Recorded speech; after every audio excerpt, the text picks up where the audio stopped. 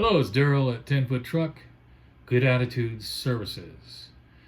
And in today's video, I'm not going to be discussing my furniture delivery or my junk removal. Today, I'm going to be discussing delivery apps such as Doordash and Grubhub and such, food deliveries. Because now that it's snowing where I'm at, there are days where it gets pretty icy, and I tend to go out and do food delivery or grocery delivery, that kind of thing, because I have an all-wheel drive SUV, and it's much easier with snow tires to do deliveries during that time as opposed to my truck, which is kind of slips and slides. It's not as secure in the snow as my other vehicle. So when it does get really snowy, I'll tend to go out and do those deliveries. So I've been looking at that, getting back into that, and I just noticed an article discussing Doordash, which is also an app I do to deliver food for restaurants.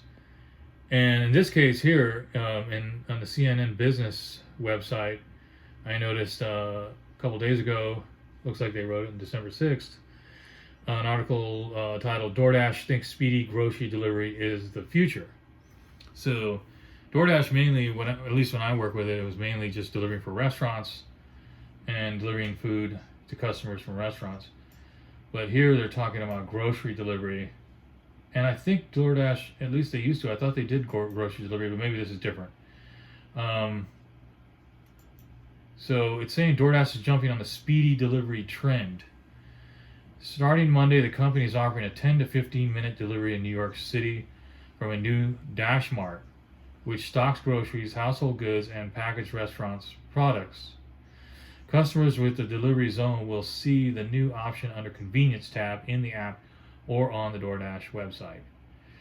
So it appears to be that Dashmart, just from reading that, is going to be a specific location where they're going to have the items for the driver to pick up. Because as of now, as a DoorDash driver, I would get an order, and it would be a specific restaurant or sometimes a store. I only do restaurants. I don't really go to the stores, but it would say Taco Bell or whatever, and you would go to that location and tell them, the customer, they give you the order, and you deliver to the customer. But if this is going to be a Dashmart, that means they're going to have an actual physical location for DoorDash. Then it says it's stocking groceries, household goods, and packaged restaurant products. Now groceries, that's going to be, they're going to have refrigerators and all that, so it's going to be quite a big operation. Household goods, I'm wondering if it's going to be furniture, or just smaller type of household goods like lamps and things like that you get at Walmart. But if it's going to be furniture, that means they're going to be needing truck drivers, or at least guys with box trucks or vans, kind of like what I do with furniture delivery. And so those would most likely be a higher payout than doing food. So that's interesting. I have to look into that a little bit more. And it says with the launch of DoorDash, DoorDash is following a model that has been embraced by a number of startups trying to upend delivery in urban areas. Companies like GoPuff, Gorillas, and Fridge No More have been setting up and stocking warehouses in major cities around the world with promises of super fast delivery. So yes, GoPuff, they have it in my region, and I live in a medium-sized city. It's not a large city, and we do have GoPuff. And I was going to sign up for it, but I never got full sign up with it. Because I have so many apps right now. I haven't got into what GoPuff is doing, but they do. When I did look into it, it does have a location, like a place where you go, the driver picks up the bags of whatever the products are. So that is interesting, because that will make it much more of a convenient and fast delivery, where you're going to the location to pick up, like, say, multiple orders. Because I pick up multiple orders at restaurants, and that becomes more efficient for these apps. So in this case, they're going to have more control over the actual commodities and items and management under those, and then they're able to track the drivers to pick those up. So it should be interesting. I know some of the other apps, like when I worked for Instacart and I was doing their deliveries and Shipt.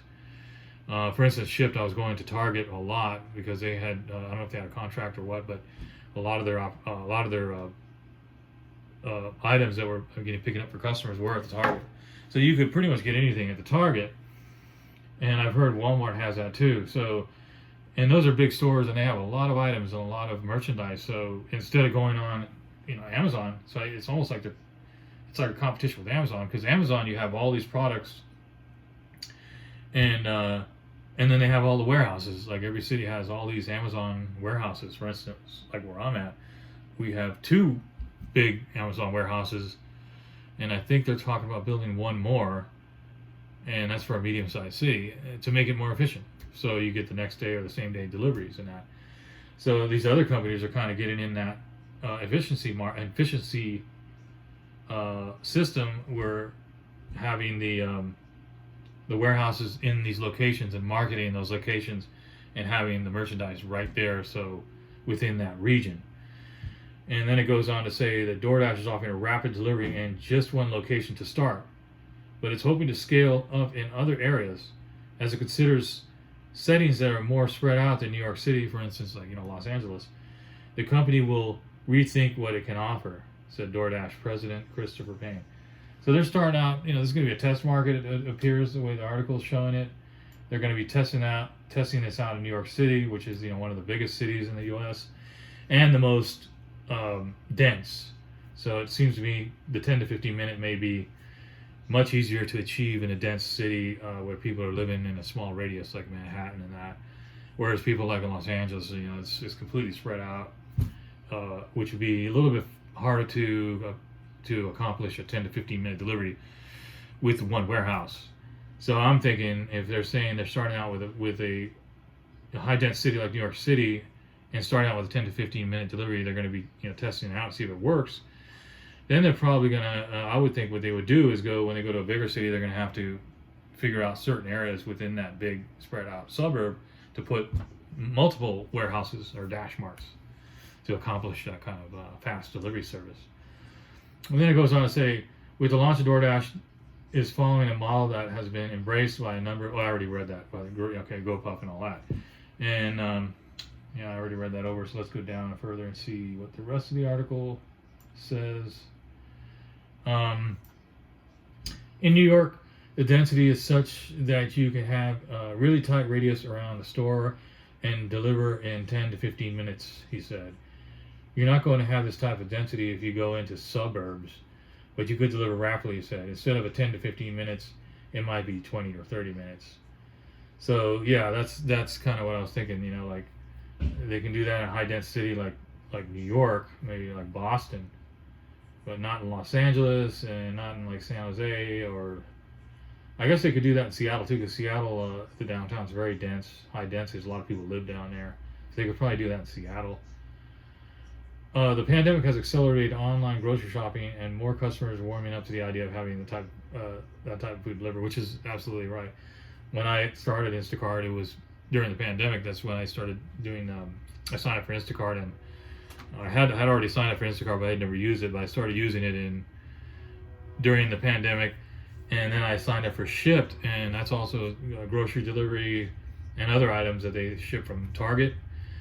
And they also have other stores, but I did notice an uptick on people getting their groceries delivered during that time. I mean, the orders were a lot of orders. It was packed. There was a lot of drivers. It kind of slowed down a bit, but it was always much better, I think, probably than before that, because people became more aware of these type of delivery services. So now they're kind of ingrained in people's minds. So DoorDash is banking on what it sees as a long-term trend towards speed and convenience.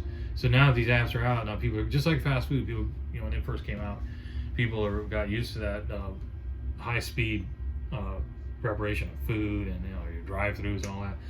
So now we're at this new technology and this whole new step into high-speed delivery. It started with Amazon. It progressed and faster with all their warehouses and offering these fast deliveries, and now we're getting into food, and then now groceries, and of course they said even household goods. So I mean, this could be going to a lot of different things. I mean, it really could be almost like another Amazon type thing, where you're having warehouses and your fast deliveries, and of course, I don't know if these are going to be independent contractors that are going to be doing this, like I do, which I'm an independent contractor, where I sign onto the app and get these orders, or are they going to be hiring people, like they do Amazon drivers? It says there. It goes on to say there's a massive long arc on consumer expectations rising, said Payne.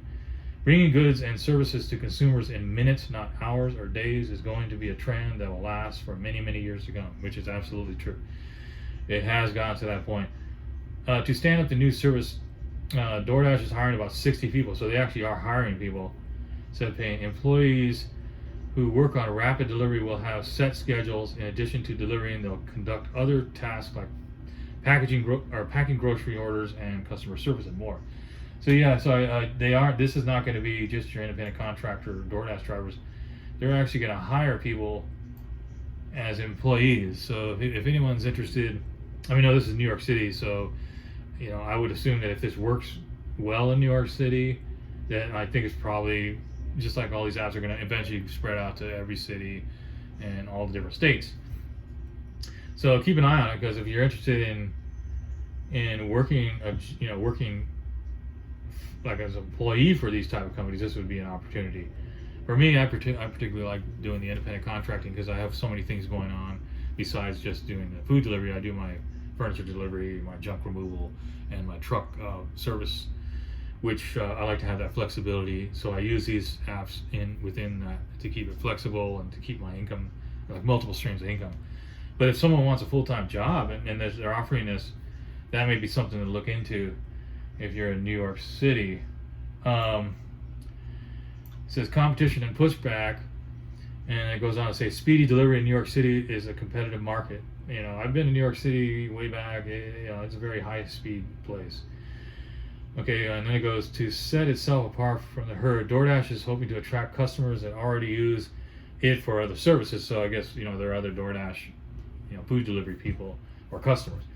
Customers who use Dash Pass, which I'm not really quite aware what that is, because I've ordered through DoorDash, but I don't have a Dash Pass. It's a monthly subscription that entitles members to free delivery. Other perks will also get free delivery for the new service.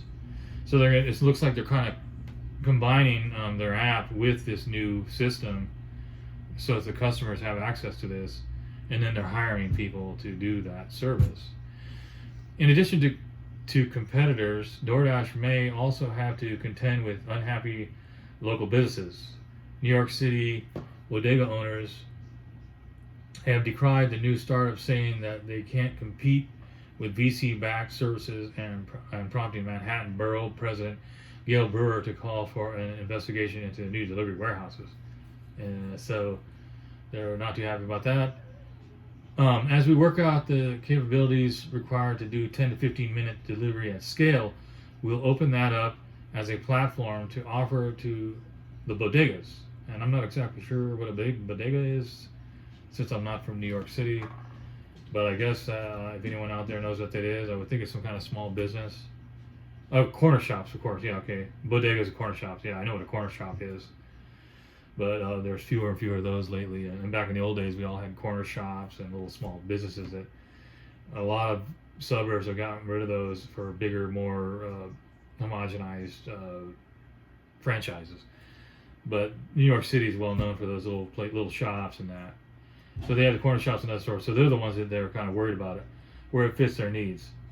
Adding that it works with local shops from some of its platforms already, and it is creating a small business advisory council in New York City. And then let's see what has more to the article. Is that it? I guess that's it. Yeah, that's it. Well, that's all I can find on here. But I thought it was interesting because it really does kind of dive into that whole high-speed delivery that's been going on, and the competition and how they're all getting involved with that. And then like I was talking before in my old videos about drones and self-driving cars and all this, it's kind of networking together to where you're going to be able to use the internet and your phone and all this to access pretty much any product in a fairly rapid pace. I mean, like before you would have to, of course it's going to have to be something that's within that warehouse. But the more and more they go towards this type of business model, you're going to see more and more warehouses. Whereas kind of the warehouse, model was an old model. I mean, it's still there, but it really kind of sat there kind of the way it is for a long time until Amazon started bringing in these warehouses for rapid delivery. So they're kind of following that kind of new model, or using that old model, but bringing it into this new technology to make that much more rapid logistics. And who knows how much more that's going to be, and all these new things that are coming out for this, where I mean, a lot of these things are combining. For instance, I sell used items on Mercari. I think I did a video about that before, which is like kind of site like eBay. And some of the items, if you sell it locally, it hooks up with Uber drivers to pick that up and drop it off, and it works through the Uber network. So all these networks may start combining together, or maybe just bought out by one. Maybe they're going to start buying each other out, and it's all kind of within competition of Amazon, or in that same model. But it's going to make things much easier as far as products to get. Of course, we do have these backups with trucks and backups with shipping that's going on. So that's not going to make it easy until they get that all those bugs worked out. There's a lot of things going on in trucking and logistics, and so it could be a long time before that really gets all worked out. But it looks to me like that's kind of going to be the future. And it seems to me like these high dense cities aren't getting any smaller. They keep getting bigger, and more people are living in these little dense kind of apartments, and that's going to work in that situation. We'll see if it works. If it's going to work in New York City, and then of course suburbs is where I live, in a suburb.